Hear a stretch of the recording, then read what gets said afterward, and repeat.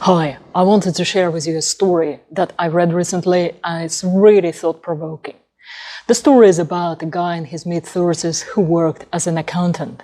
And one day he met his friend, they caught up for a coffee, and he said to his friend that he didn't really feel that he's living the life aligned with what he as a person wanted to do.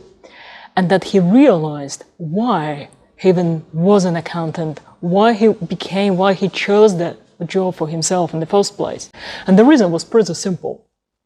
Back in college, he was really good at math. And back then, having an accountant job meant a decent income and a really nice lifestyle. And so he went for it, thinking that it was the most logical path to take. But really, looking back at it now, he realized that his entire life was shaped and dictated by the best thinking of a 17-year-old. Now, think about it. How many of us make the same mistake? And we have our whole life chosen for us and created by a version of us that was too juvenile or too untrained to decide, to truly decide what would be the best path for you as a soul, as a divine being, to take to manifest your greatest impact in this world. I see it with many businesses as well, because someone looks at what someone else is doing and that guy is super successful. So there is a natural temptation to just copy or model whatever that guy is doing and then try to become successful in the way he became successful, regardless whether or not it's aligned with you as a person, whether or not it's true to what your soul wants to bring out to the world. For example, I spoke to a guy who said he wanted to be a coach, because coaching is such a popular industry right now, is buzzing. It's a multi-billion-dollar industry. So he wanted to have a chunk of it. But really, his soul wanted to do something completely different.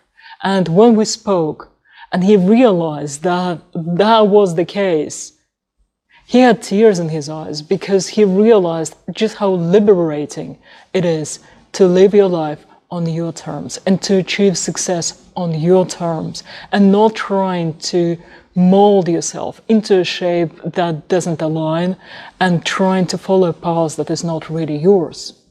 And another deeper question to ask yourself is, how many of your decisions right now are not aligned with who you truly are?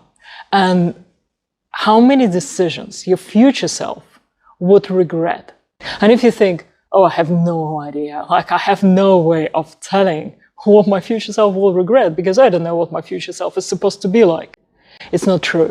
There are questions that you can ask yourself right now to get clarity on what your true self, aka your best future self, would be like, what kind of life he would want to live, and what kind of impact he would like to make in the world.